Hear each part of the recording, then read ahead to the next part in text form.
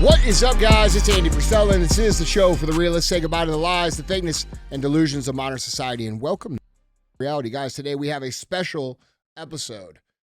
I don't even know what to call this. What should we call this? Real Talks. This is a real talk? No, with like an S. Real talks because you're here? Yeah. Okay, cool. so real talks with Andy and DJ. That doesn't sound right, man. What do you think, Madot? Nah, we'll just call it Real Talk. Okay. This is a special real talk, okay? Because this one might last longer than 20 minutes, and DJ's going to be in on the show. But, you know, we always talk about what's going on in the world, and we always talk about what's wrong with the world. But today I wanted to talk about a couple things that I think we can all agree on in terms of how things should be.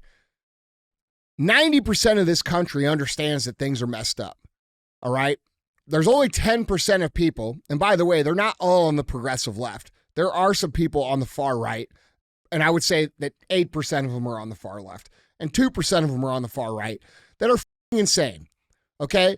But if we talk about the rest of us, the 90%, I think we all want the same things. We all know what we want. We all know what we would like. We all know that we're not getting it, but we can't ever have those conversations because we're told that we shouldn't get along or that we can't talk about things or, you know, because this person is a Democrat or this person is a Republican or this person is from the inner city or this person is from the country or this person is black or white or straight or gay, that we inherently will not agree. And I don't believe that to be true. You know, I get called a lot of things because of the content that we talk about. A lot of times I get lumped in with the far right. I am not right. I am common sense, and I believe most of you are as well. And I think that if we took a minute, maybe a few minutes, to talk about some of the issues from a common sense standpoint about what this country should look like, maybe we could find some common ground. You know, I talked about the situation that's going on with child abusers and child traffickers and child molesters, and I talked about it in my story. And I said, can't we all agree? Can we not all agree, no matter who you are, no matter what political affiliation, no matter where you come from, no matter the pigment of your skin, no matter who you like to have sex with, any of these things, okay, can we not agree that no matter what, children are off limits? You don't f*** with kids. And if you f*** with kids, these people deserve harsh, public, example-making punishment that sets a standard as a deterrent for a civilized human culture. And I made that story, and the response was 100% positive, okay? So if we can get 90% of people to agree on that issue, don't you think it's possible that we all want some of the same things? So I figured what we do today is we would just go down some of the issues and talk about how we here believe they should look in real life. What do you think? Yeah, 100%. Yeah, top 10, I mean, they're not in no particular order. I do think it's important, too, because like, I'm sure you guys watching this, listening, you'll notice that there's a couple of issues that are not on this list, right? Yeah. And you have addressed those as things, we call them below-the-line issues. Yes, such as abortion. Yeah. Okay? A lot of people like to make their whole entire identity around abortion, and they like to argue about abortion. But what they fail to realize is that abortion may be a situation that comes up in someone's life 1 or 2 times in their entire life. Maybe. Okay? Yeah. And we're willing to make political decisions that affect the entire rest of our lives, the rest of our existence around this one issue that is below the line. It is below the line, and it's below the line for everybody based upon the frequency of which this issue comes to the forefront of our existence. And there's other issues that are below the line. There's other things that don't necessarily matter every single day. I'm not saying it's not an important issue.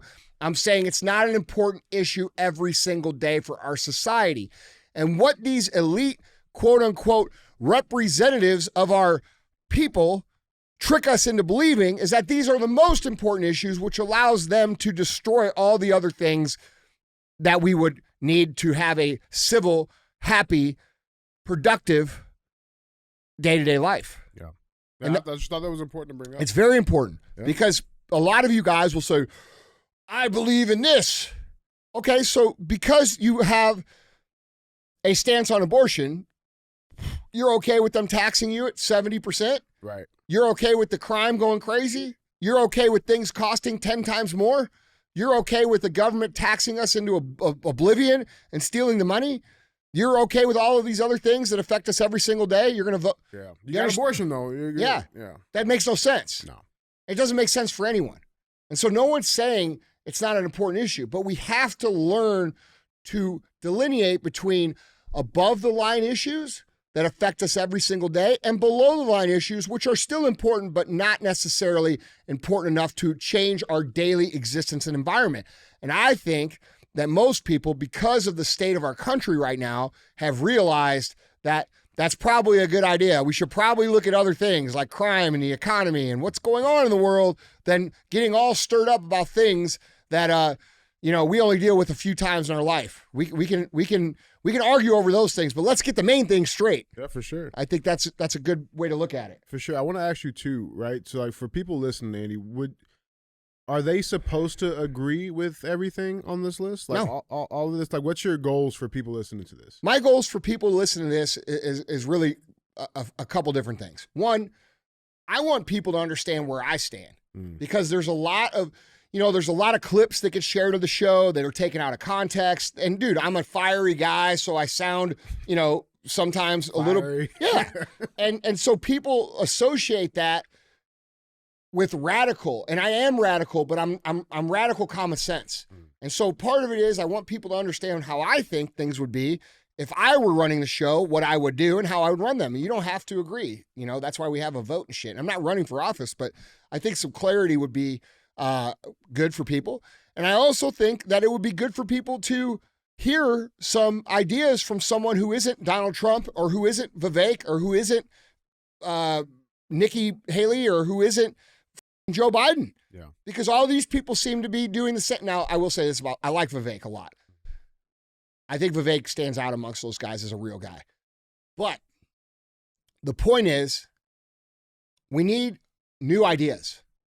We need new thoughts, new strategies. And I think if we started talking about things, actual particular issues along the lines of common sense, I think we could find some places of unity, because the reality is, guys, is that if their whole plan is divide us and then take everything from us, which they've been doing for 50 years, man, how do we stop that?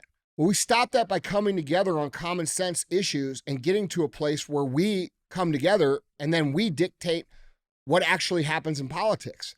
If you ask most people like who their favorite politician is, they'll give you a name. But if you say, do you agree with their policy? They'll say, well, not really, but I feel like it's the best that aligns with me. I feel like his, and sometimes they don't even know. Sometimes they just know a name, So I think it's important to talk about how things should be, not just always talk about how things are fucked up. Yeah. And that's what I kind of want to solve today. Yeah. For our audience, like you guys all buy into us. You guys support us. You share the things. I think we should get some clarity about what we actually stand for, like what this logo stands for when you wear the gear, which, by the way, we have a drop, and the new drop that you all have been asking about on the Real American Freedom gear happens this Wednesday, the 17th of January. We have all new pieces. They are not the same pieces that were on the last drop. What is that, 7 o'clock at night? 7 p.m. Central Standard. 7 p.m. Central Standard. We will have that release. So, there's that too. Yeah. So you should know what that stands for when you wear it. Yeah, don't just go buy that shit. Like, know what it means. And this is what we're about to get into.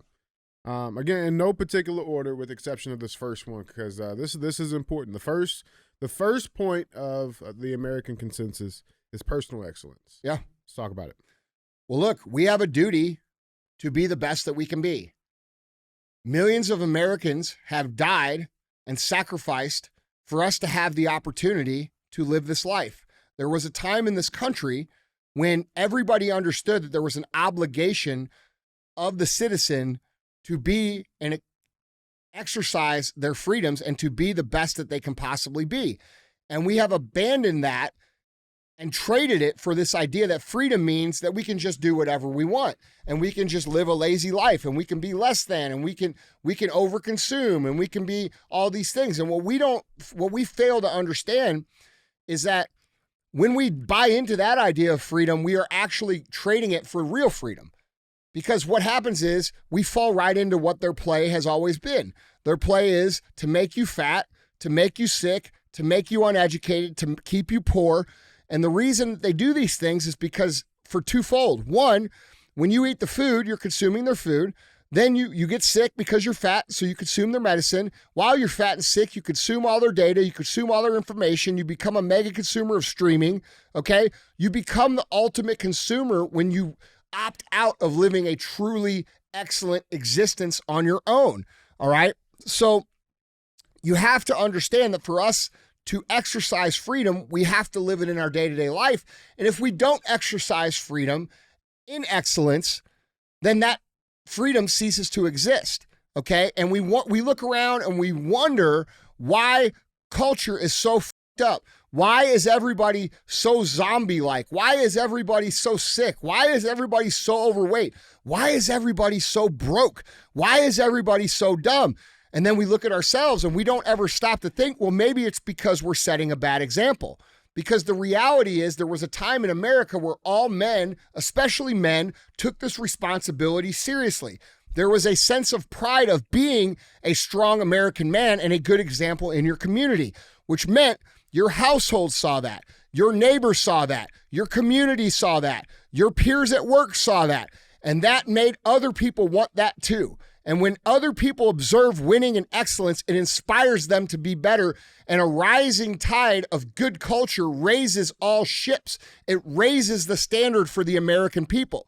So the first thing that we have to understand is that we have to become the best versions of ourselves so that people can understand what that looks like. And also, we aren't at the whim of their matrix that they have created. We have unplugged ourselves. We are now healthy. We are now fit. We are now eating good food. We are putting good information in our brains.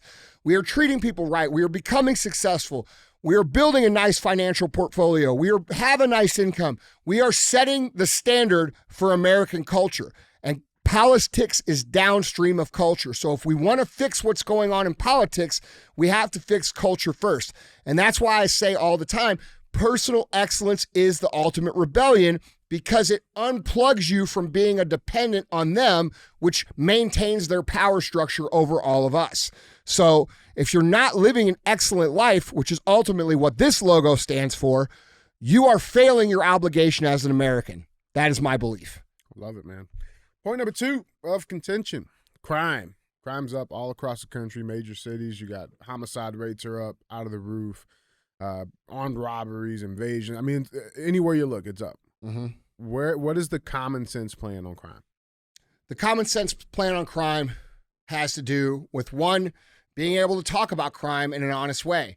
Part of the reason that we have so much crime is we're unable to talk about crime in an honest way. We're not unable to talk about who's committing the crime, where are the crimes being committed, and what kind of crime is being committed. Because if we talk about those things statistically, we are called racist. Okay, so first of all, we have to get away from that, and we have to understand that the reason that the crime is elevated in those areas of our American population, I'm not even going to say Black American because these are Americans. The reason is because those areas have been abandoned by the culture that we talked about in the first step, okay? They have been lied to and convinced that a certain group of people have their best interest in mind, which they do not, for the last 50 years under the guise of racism. It's the white guy's fault. It's not the white guy's fault that black people are killing each other at a unprecedented rate, unless you consider the white guy being the guy that you voted for who said he was going to bring all this shit to your neighborhood that never did. And by the way, he did that for 50 years, and it wasn't Republicans. All right? So let's define that. So we have to be able to talk about the crime, first of all. Second of all, we need to take some of the tax dollars that we send over to these foreign aid countries all over the world, foreign aid, which is secret talk for stealing, all right? Embezzlement. Yes, yeah. They send the money there, the money comes back to them, they get rich, and we get nothing as American citizens. So we have to stop that bleeding and start reinvesting our tax allocation into our first responder network, meaning We should take police from a guy who can make 60, 70, 100 grand, and they should be making $200,000, $300,000. That way we can actually provide them a reasonable income so they can survive and provide for their family. We make policing an honorable profession. We attract better police officers, and then we allow them to do their jobs. Okay, it's very simple. As far as punishment for crimes, we got to stop putting people away for 20 years for marijuana. That's ridiculous. Okay, or mushrooms, shit that grows from the ground. Now, if they're trafficking fentanyl, death. Okay, if they're a violent criminal, rape, murder, death. Okay, these people don't deserve to live in our society at all. And now we live in a situation where violent offenders can be clearly identified through forensic evidence. Gone are the days of people saying, well, that guy was falsely accused. That rarely happens anymore. Okay. It's almost impossible. Yeah. And we have cameras everywhere, bro. There's cameras in every TV set and every computer and every cell phone everywhere. Okay. So the idea that we can mistake an identity, the rate of that has shrunk very much. And the reality is if we don't have hard accountability for violent crime, violence, rape, and by the way, for those of you who don't know, I'm a victim of violent crime. That's how I got the scars on my face. All right. Stories in my book if you want to read it. Violent crime has to be punished violently because people then will understand that if I do this thing will happen to me. And this is not me being overly harsh. This is not dictator behavior. This is human nature. There was a reason that Vlad the Impaler put people on sticks in his front yard forever. You know what it said? It said, don't fuck with me. Okay? And if violent criminals who think they can go around raping and killing and people up, if they don't understand that, like, dude, if you get caught doing that, we're going to pull your dick off on national TV and we're going to cut you wide open. We're going to gut you like Braveheart in front of all your friends and family for pay-per-view. And then we're going to take the money. We're going to give it to the family of the victim. Okay. That's how shit stops. That will stop that immediately. Okay. So we need harsh punishment. We need reallocation of tax dollars. We need violent crime dealt with in a different capacity than all other crimes. And also, I believe that we need to fix the legal system so that if somebody makes false accusations about someone and it comes out that they made false accusations, that person then serves the sentence of the accusation that they made on the person who was innocent. Yeah. I think that would clean up a lot of the bullshit. Yeah, and get the Soros prosecutors out, bro. That's a big one. That's a no-brainer. Yeah. Yeah, that's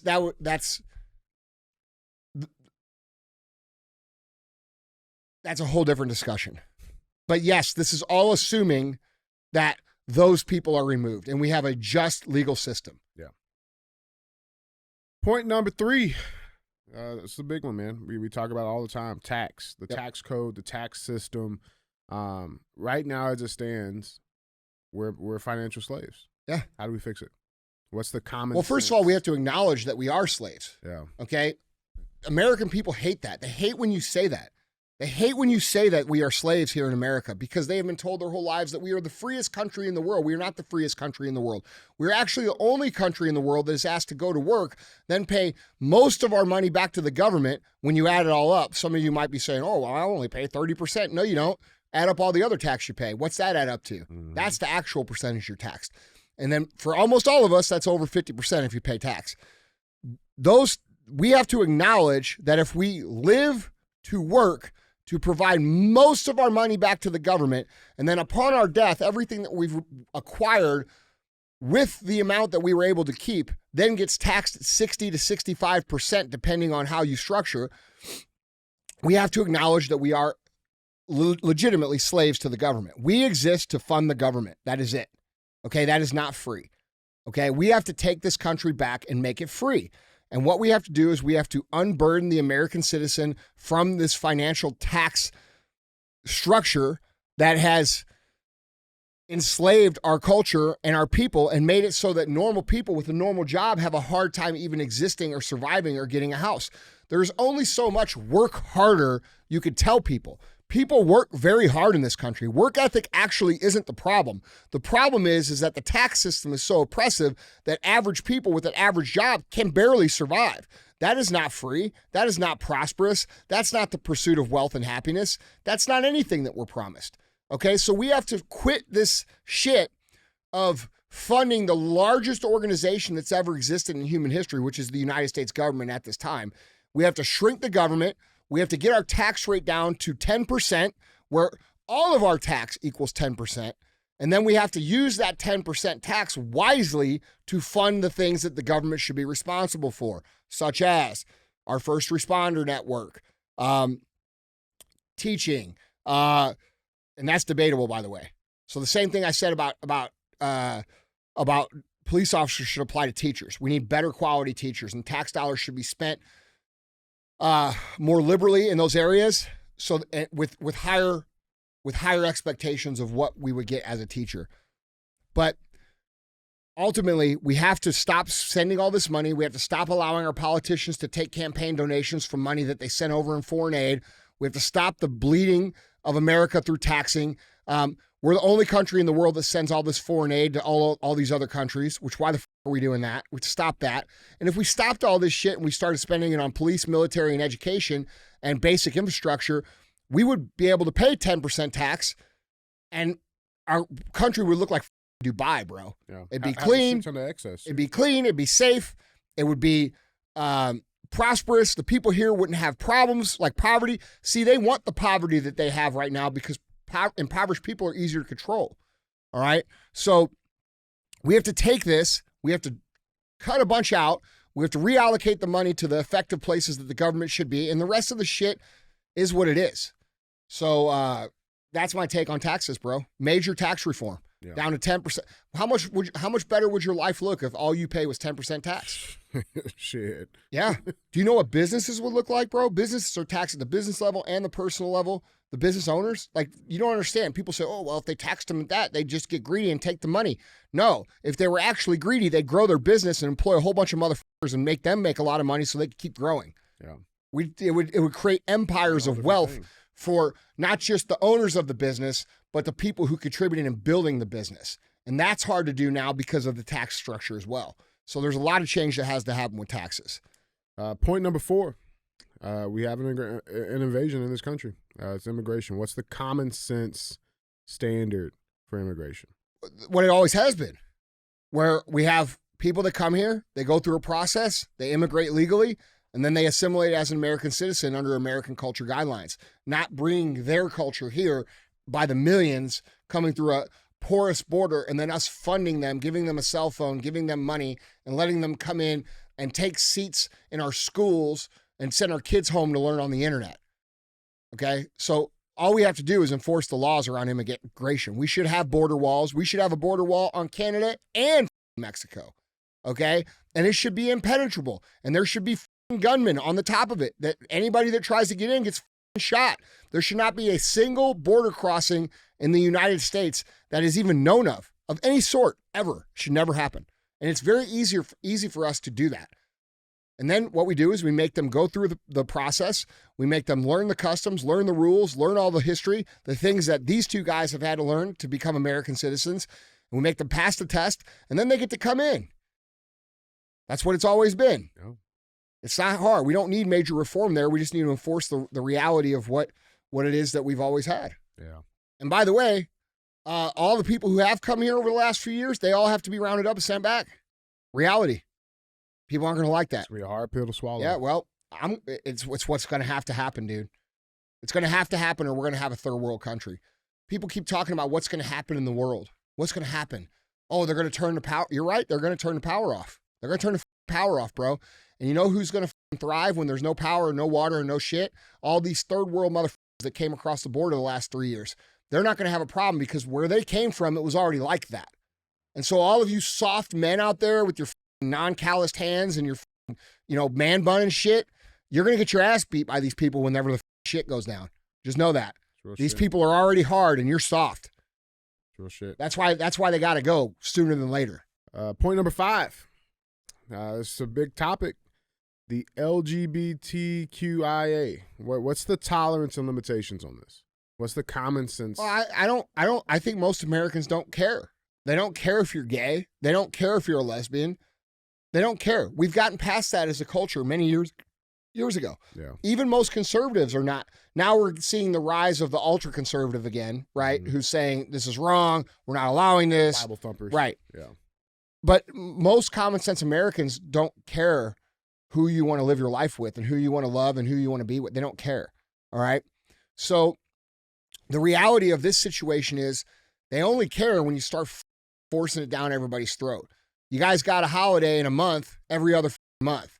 Okay. You force 3 Pride months. Hold on. Bro. You force everybody to submit to it or they're bigots. Okay. You've pushed on people way too hard and now people are saying you. And so gay people just need to go back to being regular citizens. Let's stop with the activism. Activism should have stopped when y'all were allowed to get married and got all the same rights as everybody else. Equality does not equate to privilege. All right. And right now, the rainbow community has privilege in this country. And they have such privilege that we have allowed drag queens, grown adult men, to go shake their penis in front of little children. And it's called inclusion. Okay? No, that's where the line draws. The line is drawn when you start shoving your pronouns and shit in kids' faces, when you start transitioning kids at school and not telling their parents, when you start telling kids about your sex life in any way, shape, or form. Any teacher in this country who talks about their sexuality with students should be fired immediately, okay? The line is with the kids. That's where the line is. And then the other line is with the privilege. We're not going to be called bigots because we didn't show up at your parade where everybody's walking around naked, all right? Most gay people don't even like this shit. I have a bunch of gay friends, and you know they all listen to the show, bro, and you know because we went to one of them's restaurant, and he gave me the biggest hug. He goes, bro, thank you so much for not lumping us in with these people. We are not part of that. Yep. And pedophilia, perverts, and these disgusting, it's never women dressed up as men that are doing it. It's always men dressing up as women doing this shit. And pedophiles have infiltrated the LGBTQ movement, and we have a responsibility to protect our actual normal gay and lesbian American friends and realize that those people are not part of that. There should be clear delineation between those two. And that's going to take the gay community calling that out as well, which Gays Against Groomers and communities like that are doing so. And that's nice. Yep. But we need more of that. Because when we go back to crime, pedophiles get instant death. Instant death, public. I am for liberal use of wood chippers and public execution to reset the standard in the code of conduct in society. Yep. And pedophiles should be first on that list. And pedophiles should know that if they get caught doing pedophile shit, that within 7 days, you're literally going into a wood chipper on live TV in front of the world. Yeah. That would stop people from doing that shit. Bro, that's how society's operated for thousands of years. Correct. It's human nature. That's why Vlad the Impaler put those people in the front yard. That's why people were publicly executed. And we've gotten so soft as a society that we don't do that anymore because it's not fair to the criminal. Motherfucker, they didn't think about that when they were committing all the crimes. Yeah, what's fair to when they were disrupting society, we're all civil human beings trying to be normal and live our lives and be productive and be friendly and walk down the street. And we can't because of these people. So we have to remove them from society or convince them that they should behave. And the only way to convince them that they should behave is public executions. Real shit. It's been happening for thousands of years. And because we don't do it anymore, now we have this problem. Yeah. Yeah. So my take on it wasn't that long ago, bro. Huh? It wasn't that long ago either. No, it's been long. It shows you how quick shit can. It's been long enough for people to forget. Yeah. That's the problem. Yeah. So my take is, these people are Americans. Unless they're selling books for kids to suck dicks, preying on kids, teaching kids fucked up shit, stealing their childhood. Look at all these weirdos in the education system, bro, who talk to 3-year-olds about who dude, this dude shows up in high heels and I'm Mick Smith.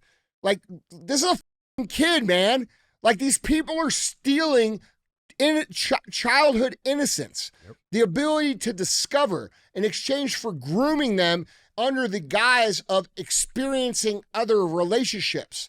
No, how about you let them discover it on their own like they discover everything else?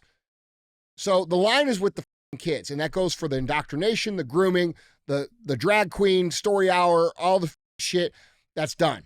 In my America, that is done. Normal gay people, you have nothing to worry about. I drink a Bud Light with you. A couple of them. All right. But I'm just saying, like, Real no, shit. and I think most people feel this way. Let us know, guys. This is what this is for. Most people feel this way. Most people have no problem with the gay community other than the kid shit. Yep.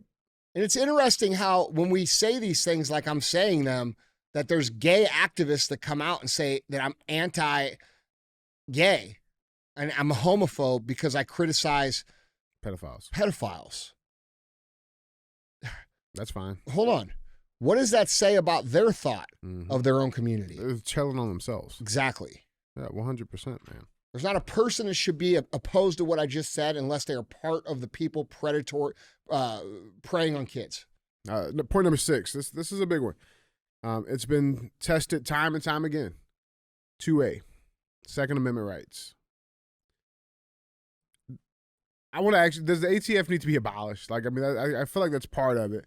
But what's your stance? I have some very good friends that are ATF agents, and they're good people. And I'll hire you because the ATF should be abolished. Yeah. Okay?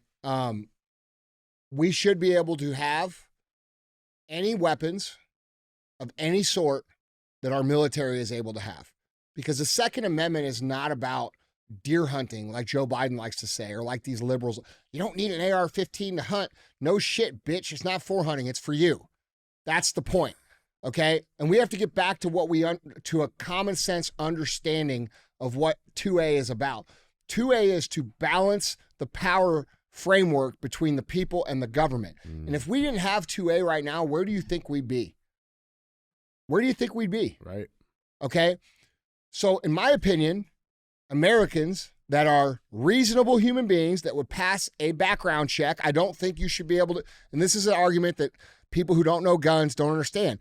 When I go to the gun store here in Missouri, which is a pretty liberal state when it comes to gun laws, I still have to get a background check. I still have to fill out a piece of paper. It still takes time. People who don't buy guns don't understand this. They think you can just go in there and say, I want this and this and this and this and this, and they just give it to you. That's not how the works. If I go in there and I have felonies or I have this or I have that, they don't sell you the guns. So we already have a background check framework in place, which I think is necessary, okay? But I also think that with a reasonable amount of scrutiny on someone's background, they should be able to buy fully automatic weapons. They should be able to buy RPGs. They should be able to buy shit that would keep them from getting killed by their government. And if you're a real rich dude, you should be able to buy a tank that shoots. That's my opinion, because I'd like to have one. Yeah. And so I guess the counter to that is what keeps the crazies in check. Like, let's say they, for whatever reason, are able to pass the background check.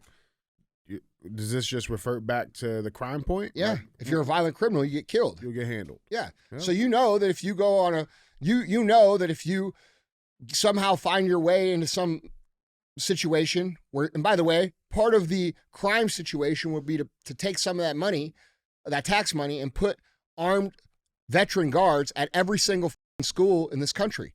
Okay? So you're not going to take some mentally deranged moron that's going to run up to school, even with a fully automatic, M4, and do anything against guys who are trained. It's not going to happen. No. Okay? So we can have these weapons, which gives us more security as humans and citizens of this country responsibly if we enforce the laws of criminals. You know, part of the problem with 2A is that people don't understand that criminals break the law. So even if we pulled all the guns out, okay, criminals will still be violent, and they will. What happens in London? Stabbing. Mass stabbings. Yeah. Okay?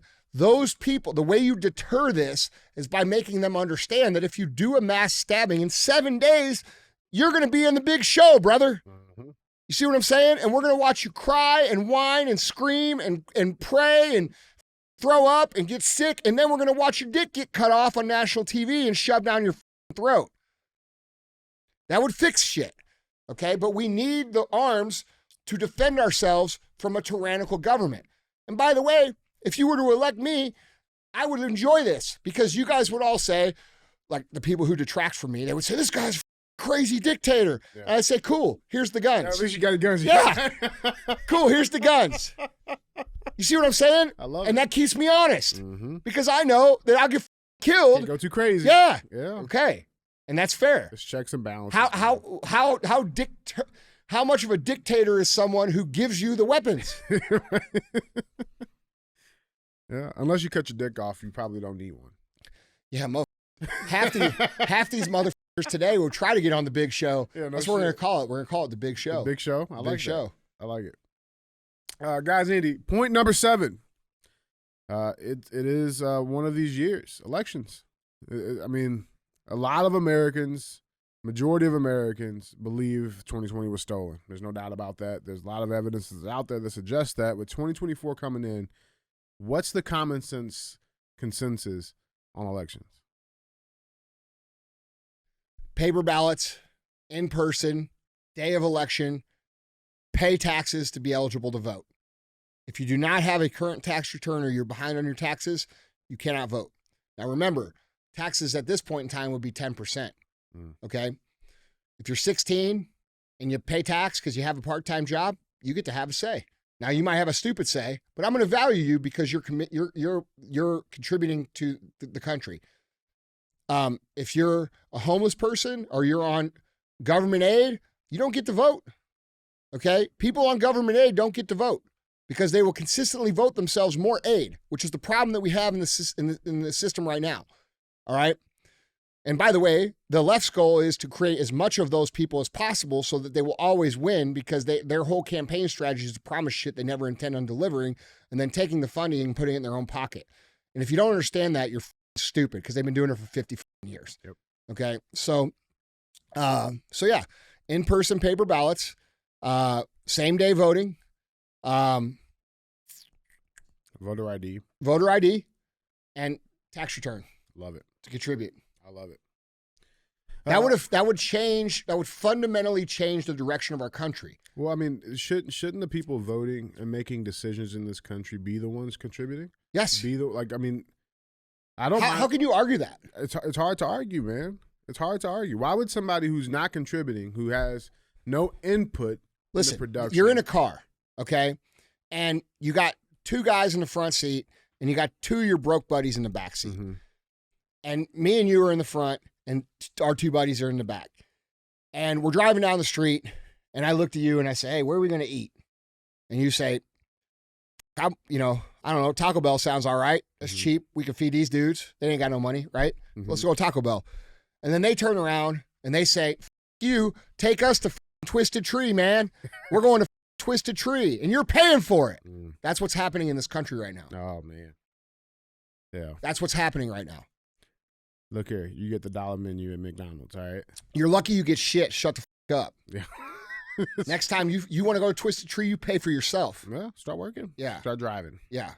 I love it. And that's another thing that fits into what we're talking about here, which is the welfare problem. Welfare has to be completely wrecked and redone. I'm not saying we don't need it, but people will not work unless they're forced to work. So there should be a limited amount of time they're able to be on government assistance, and they should have to pass drug tests and show that they're actively making improvement towards being employable. Yeah. Okay. This idea, not be idea, a crutch. Yeah. This idea that you're going to have another kid and get an extra amount of money, that shit has to stop.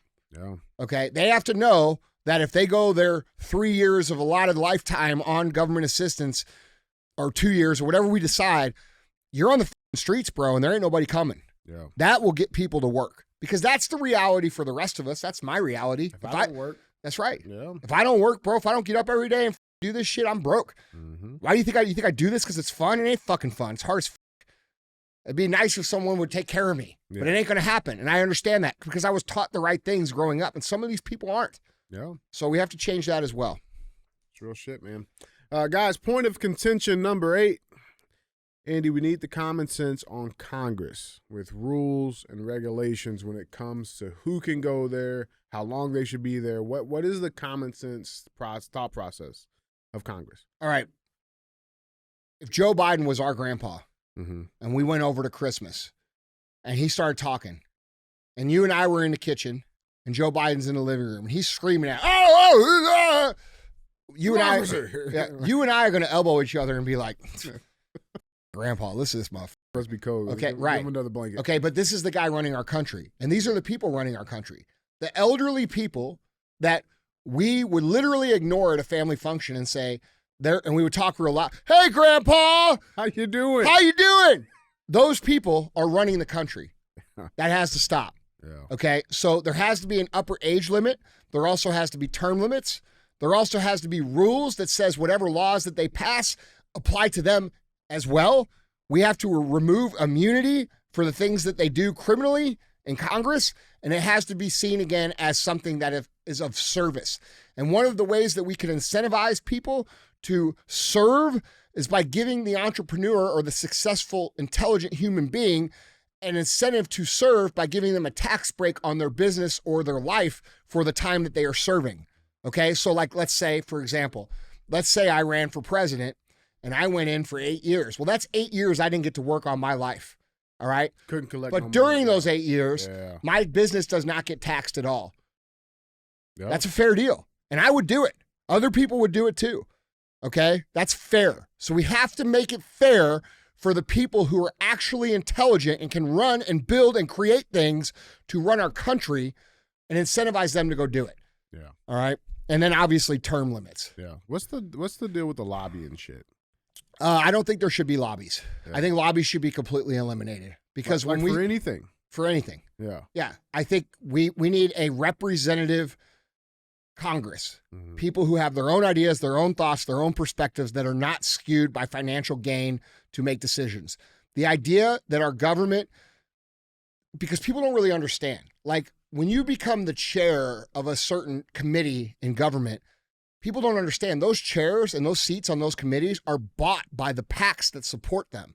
Okay, so what we have in our government is a pay for play situation where if someone wants to be on this committee, their PAC then buys that seat for them to sit on. You know, if one of these guys like for example, like if I owned Amazon, right? And my best friend was Eric Schmidt from Missouri, who is a good friend of mine. Right. And I just said, hey, Eric, our lobby is going to contribute to your fund $50 million a year, but you've got to vote this way on these issues. That's the way the government And works. We're going to put you on the tech board. Yes. Or we're going to put you on the oil board or the Ways and Means. That's the way the government works. Yeah. And that's why these big companies don't pay any tax, don't contribute, get away with everything, and create monopolies and put the actual entrepreneur, the middle class business owner, which is the backbone of this country, out of business unfairly. All right. So lobbies should be eliminated completely. Completely. If you get caught taking money to make a decision of any sort in any way, shape, or form, that should be considered treason and it should be punishable on the big show. Love it. Yeah. I love it. Guys, number 9. This one has affected millions of Americans at this point, are affected by this every single year. Point number 9 is the drug crisis.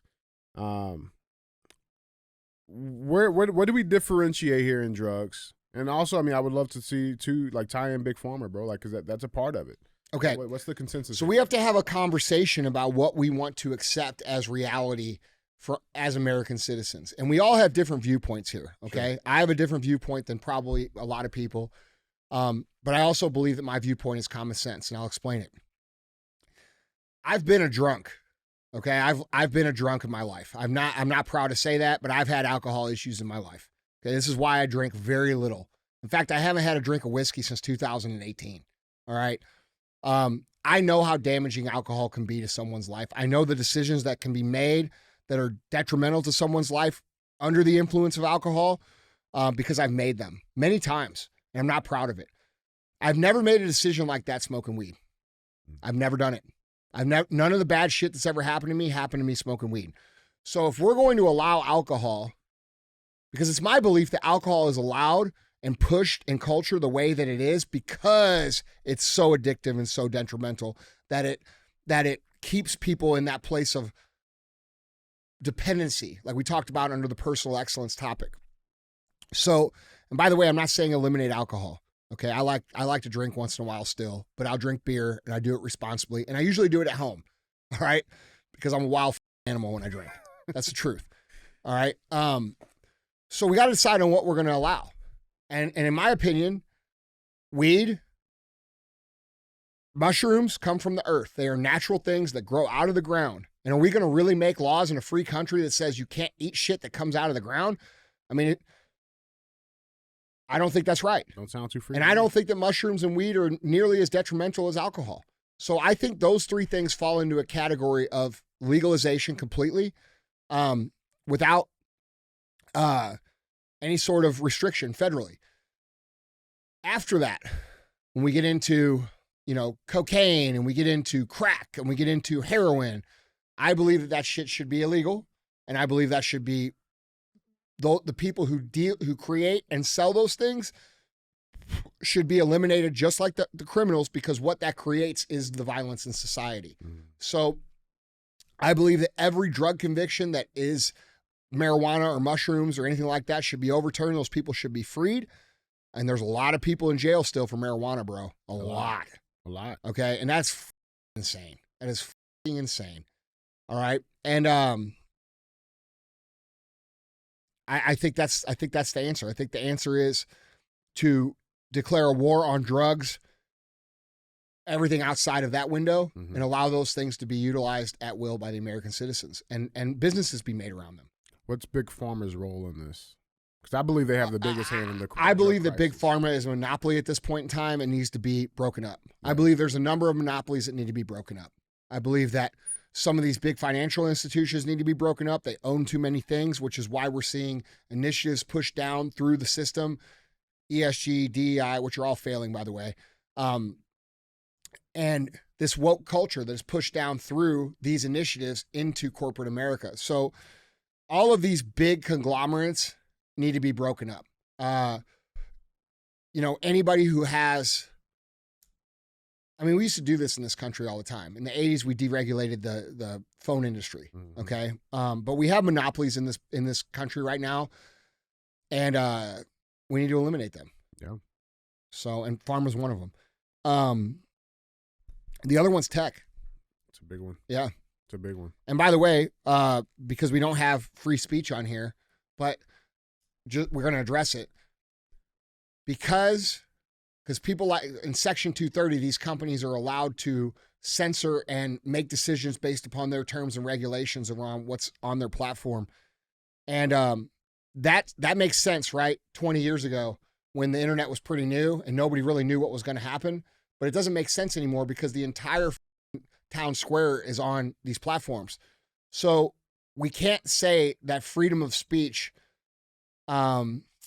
is up to the discretion of 3 or 4 of the guys who own these tech platforms. Right. That's not okay, because then we're just deferring the censorship to them, when in reality all of these platforms should be they should be not allowed to censor and not allowed to traffic censor. Yeah. Okay, because one of the biggest forms of censorship on the internet is just turning off the traffic. It's not the removal. You don't even know it. It's not deplatforming. Yeah. It's shadow banning and traffic throttling. Traffic throttling is the same thing as censorship. We have to eliminate all that on social media platforms and make them operate as if they were a free speech platform. Yeah. And things that are criminal, hard drugs, child molestation, child porn, et cetera, et cetera, et cetera. Those things should be wiped off the internet. Yeah. And those people arrested. Guys, our 10th and last and final point of contention here, Andy, is foreign affairs and foreign aid. What's the consensus here? Well, look, we shouldn't be funding the rebuilding or the wars or the conflict management anywhere else. Our tax dollars should be spent on Americans. America first should be the policy. It should always be the policy. And I am 100% in favor of us using all of our tax dollars here at home and then creating a military presence that is a massive deterrent and letting other people do whatever they want. Okay? Like we're not the world's police. Yeah, we're not. Yeah. I'm tired of seeing, and we have to be real about this. Every single generation for the last, I don't even know how many, 100 years, has seen their strongest, most capable men sent off to war to die. Why do you think this happens? This doesn't happen because we need these wars. This happens because these people who send the people to wars make a lot of money doing it, while at the same time eliminating the highest likelihood segment of the population to resist and revolt against them. And they do this intentionally. So this is why when you go to France, France has a bunch of little dudes because all the big, strong dudes have been killed off in wars. And all through Europe, this is a commonality. And we're getting that way here in America, too. The strong men are not breeding because they're not being allowed to breed because they're sent off to die.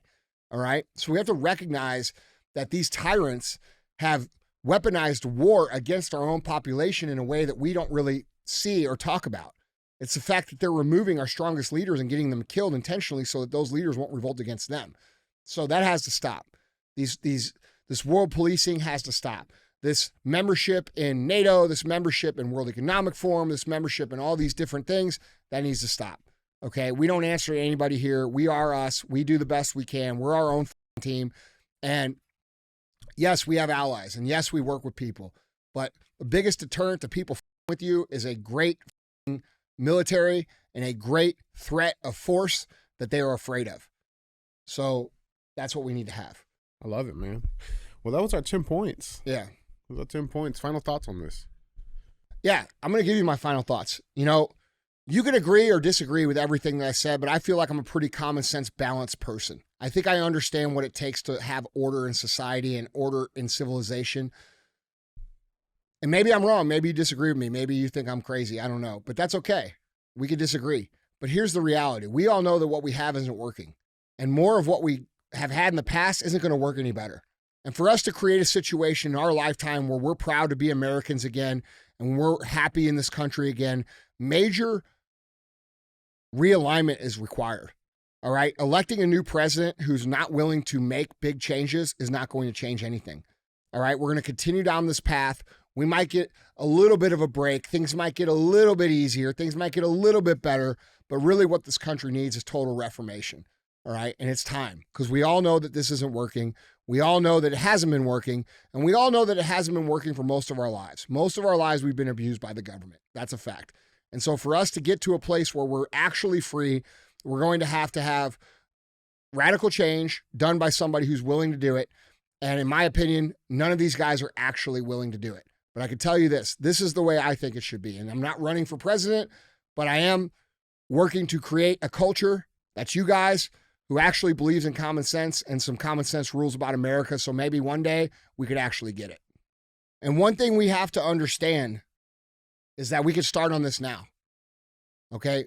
Personal excellence is the ultimate rebellion. And personal excellence takes time. It's not something that you can do today. It takes time. It takes commitment. It takes a diligent effort towards a different outcome than you have been experiencing so far in your life.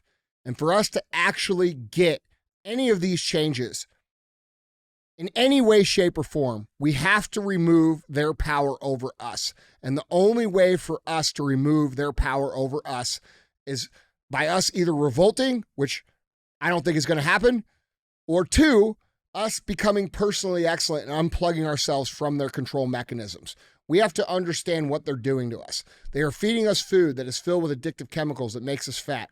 When we get fat, they are filling us with medication, which honestly makes us more sick long term. When we get sick, we consume more of their data, more of their streaming, more of their information, which allows them to put more ridiculous information in our brain and control our brains. All right. When we're broke, we don't have any leverage. We don't have any power. When we are demoralized, we don't seek any of these things. We don't seek any self-improvement. And that's the goal of demoralization.